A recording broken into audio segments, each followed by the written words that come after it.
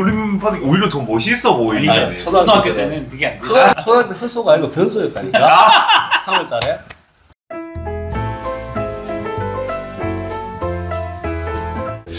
사실 조금 요게 하나 좀 더 붙여서 또 질문을 하자면 총선, 대선, 뭐 지방선거는 좀 뭐 그렇다 치더라도 이 선거라는 것 자체가 축제라고 이야기를 들었어요. 근데 제가 2022년도에부터 이제 의회에 입성을 했지만 그때부터는 뭔가 모르게 축제의 분위기는 아니었던 걸로 저는 이제 그렇죠. 뭐 체감이 좀 됩니다. 그래서 저는 느끼지 못했던 축제의 분위기는 사실 이 두 분은 전 느꼈을 거라고 좀 보거든요. 그래서 과연 지금과 과거에 있던 그 축제의 분위기는 좀 어떻게 다른지 조금 간단하게만. 네.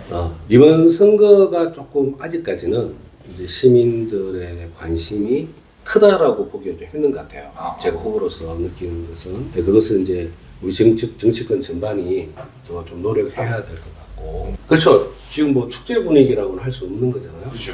근데 저도 옛날에 뭐 국가 선관위에서 이제 홍보용으로 하는 그 선거는 축제다 이런 말을 이제 문자로만 보다가 정말 이 선거가 축제가 될 수 있겠구나라고 느낀 게 처음 느낀 게 또 사실상 객관적으로 처음인 것 같아요. 대한민국에서 그 2002년 노무현 대통령께서 되실 때 그때 노사모의 자발적인 참여 또 시민들의 적극적 참여 그리고 그 후보를 대통령 당선되는 그 과정에서 새로운 어떤 시민운동의 전쟁이 만들어지고 또 희망되지.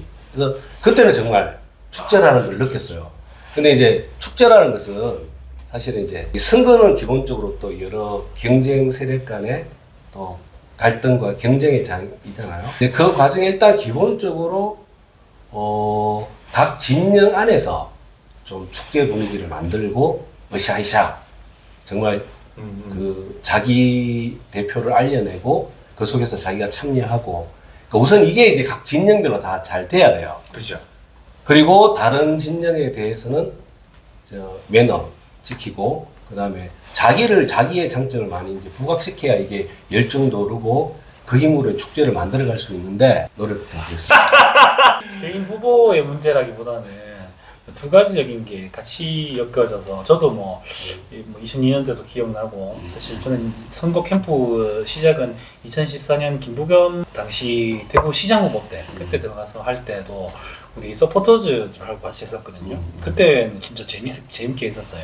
그래서 뭐 버스킹 투표 동료 버스킹 이런 거 만들어서 하고 뭐 했었는데 그걸 할 때 정말 축제 같다는 느낌이 들었었거든요. 근데 지금은 어떤 단지 축제가 되려면 축제에 무대가 있고 사람들이 구경을 해야 되는데 이 무대는 준비가 돼 있는데 사람들이 무대를 볼 만큼 기대감이 떨어져 있다. 왜냐하면 점점점 양극화가 돼 가니까 양당의 양극 정치, 혐오 정치만 부각이 되니 보기 싫은 거죠. 와서 재밌게 즐겨야 되는데 축제라고.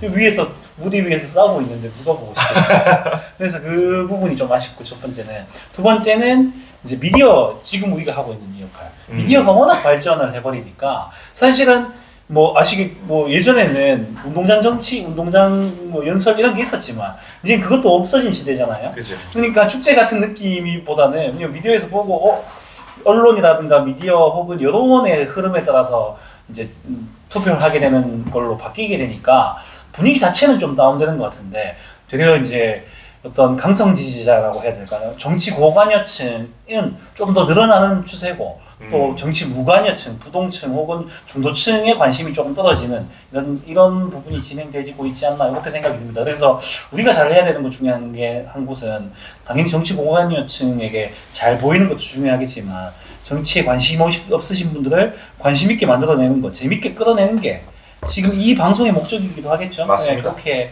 하는 게 중요할 것 같습니다. 우리가 지금 목적대로 잘하고 있나? 편집을 잘하셔야 된다. 편집을 잘해서 이거 암만 이렇게 재미없게 해도 편집만 잘하면 될 수 있습니다. 그러니까 저보고 일하라는 소리잖아요. 맞습니다. 일하는 우연. 일하는 우연. 네. 오케이. 자, 이제 두 번째로 좀 넘어가 보겠습니다. 후보로 뛰시면서 지금 특히 많은 변화들이 체감이 된다고 이렇게 말씀해 주셨는데 지역에서 좀 만난 사람들에 대한 에피소드 그리고 또 우리 이정현 의원님들한테도 여쭤보고 싶은 거는 2022년도 때에 그때 만났던 사람들이나 지금 의원으로서 활동하시면서 만난 사람들에 대한 재미난 에피소드들이 있으면 조금 이야기를 들어보고 싶어요. 먼저 네. 먼저 아, 그러면 뭐 제 에피소드라기보다는 저는 여기가 태생에 가깝잖아요. 초중고를 이 동네에서 나오다 보니까 동네 분위기라는 게 확실하게 있어요. 우리는 동네가 또 중구와 남구가 같은 선거구긴 하지만 남구 분위기가 확실하게 다르거든요. 좀 다른 완전히 달라요. 지역 역사가 또 있고. 예, 특히나 중구는 최근에 이제 재건축으로 인한 아파트가 오면서 새로운 사람들이 많이 오셨다면 남구는 아직까지 계속 원래 사시던 분이 많으세요. 심지어 저 같은 경우에는 전대 의원님이 제 초등학교 선배님이고 뭐 이런 식의 관계거든요.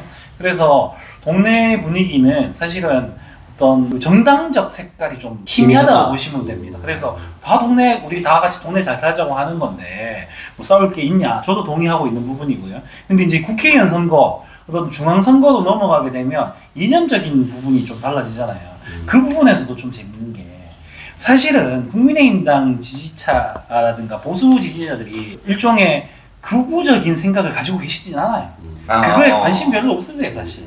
되려 그냥 국민의힘 보수 정당에 대한 충성도가 되게 높은 상황인데 그게 어쩔 수 없는 것 중에 하나가 지역이 한 번도 바뀌지 않았으니까 지역의 정치권이 바뀌지 않으니까 이번에도 바뀌지 않을 건데 내가 이쪽을 선택했을 때 되려 불이익을 당할 수 있다라는 좀 생각이 저변에 깔려 있으시거든요. 그 부분을 좀 잘 공략해야 되지 않겠나. 지역 분들의 입장에서는 혹시나 국회의원이 바뀌었을 때, 혹시나 뭐 지자체장이 바뀌었을 때 나한테 불이익이 오지 않을까 하는 걱정들이 조금 있으시거든요. 그래서 우리가 더 잘하고 더 공정하게 할 수 있다라는 걸 좀 말씀드리는 게 좋을 수 있다 이렇게 생각하고 있습니다. 너무 좋은 말씀해 주셨습니다. 또 그렇죠. 이제 확실히 중구하고 남구는 조금 아직까지는 이제 색깔이 좀 저게 다르게 이제 보이는 그죠. 근데 두 지역 다 좀 뭐랄까 낭만. 낭만 있습니다.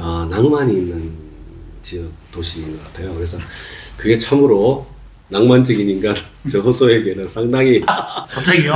낭만적인 도시이고 제가 지역은 아주 좋은 지역에서 뛰고 있다 이런 생각이 들고 저는 에피소드는 이제 제 할아버지께서 대구 50년대 후반에 민선 대구시장을 하셨어요. 그때는 이승만 정부 후반에 이제 지방자치를 시도를 처음 했는데 이제 5.16 군사 쿠데타로 이제 수십 년간 지방자치가 멈춰 있었는데 그때 대구시장을 하셔가지고 제가 어르신들 중에 제 할아버지 성함을 기억하시고 또 어제는 반월당에서 아주 어떤 할머니께서 지나가시면서 아주 훌륭한 멋진 시장 손자 되네 하면서 말씀을 건네주시더라고요. 그래서 그게 의외로 좀 계세요. 네, 그래서 조금 연세가 이제 80대 중반 이렇게 넘어가시는 어르신들은 또 제가 이제 할아버님 성함도 특이하지만 제 이름도 굉장히 특이하잖아요. 그죠. 또 저는 또 선거에 조금이나마 한 표 도움 될까봐 명함 뒤에다가 딱 이렇게 손자라고 딱 써놨는데 그렇게 인사해 주시는 분들이 또 이게 좀 그렇잖아요.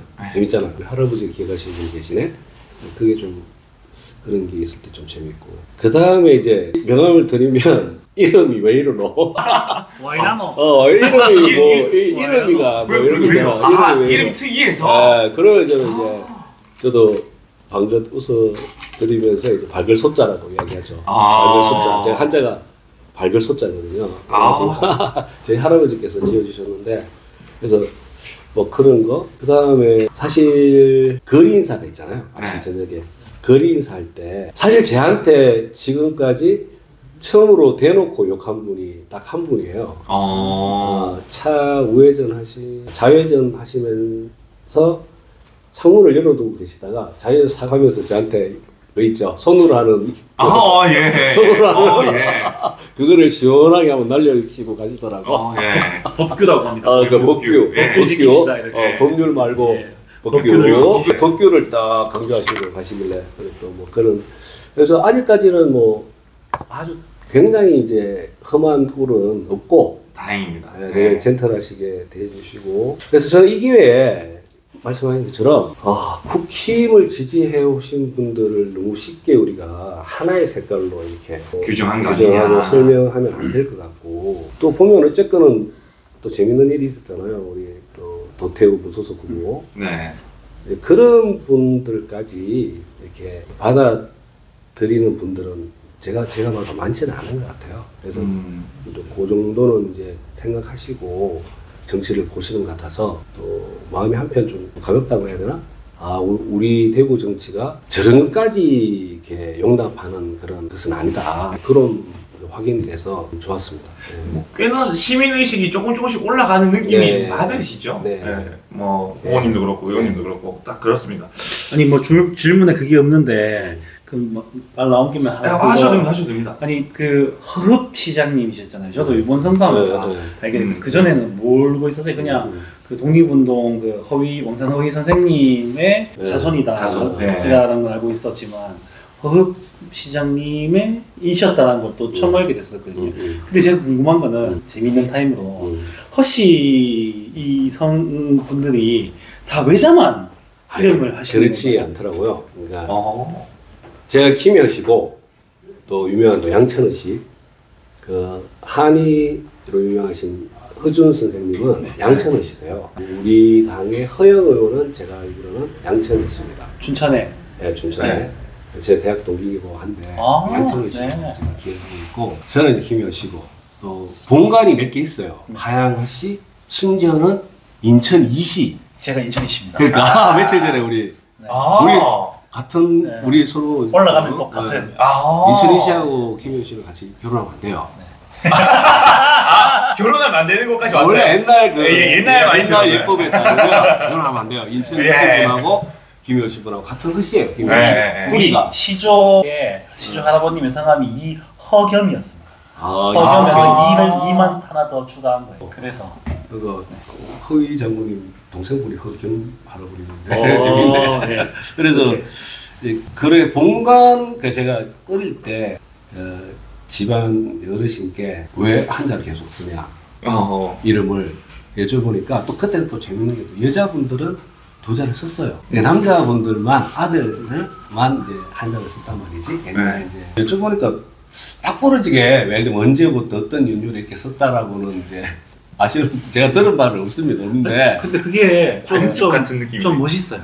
그게 허씨성의 외자만 쓰니까 좀 느낌 있잖아요. 좀 느낌에 허소는 좀 허소 저는 이 허소 좋은 게 저희가 이제 대담 하소라고 대구들 얘기 하소 이렇게 일허소 대담 허소 프로그램 있죠. 예, 하소하면 돼서 허소 찍어서 이렇게 많이 돼서 좋은데 그 외에도 이름이 너무 멋있는 거예요. 허위도 되게 좋고 허겸 뭐 너무 이름이 멋있었어서 잘 지었다 생각하고 있었거든요. 약간 관습 같은 개념이네요. 집안에. 그래서 저는 제가 알기로 김해 저희 집안도 외자만 쓴 게 아니라 가끔 두자 쓰신 분이 계세요. 그래서 저는 제 아들은 제가 과감하게 잠깐 약간 벗어났다가 다시 들어가라고 저는 두자로 이름 지었습니다. 제가 왜냐면 이름 때문에 초등학교 1, 2학년 때까지는 너무 좀 특히 3월달에 반 바뀌면 한 달 정도 이제 약간 놀림을 당해서 놀림 받으니 오히려 더 멋있어 보이죠. 초등학교 때는 그게 안 되죠. 초등학교 허소가 아니고 변소였다니까. 3월달에 변소였어요. 변소. 오케이. 내가 변소였던 사연 이렇게. 한번 가시죠. 그래 나 3월이면 진짜 스트레스가 좀 있었어. 그럴 수 있겠네요. 그러면 저희들이 이야기한 게 아니니까 요건 좀 잘라 쓰겠습니다. 오케이, 알겠습니다.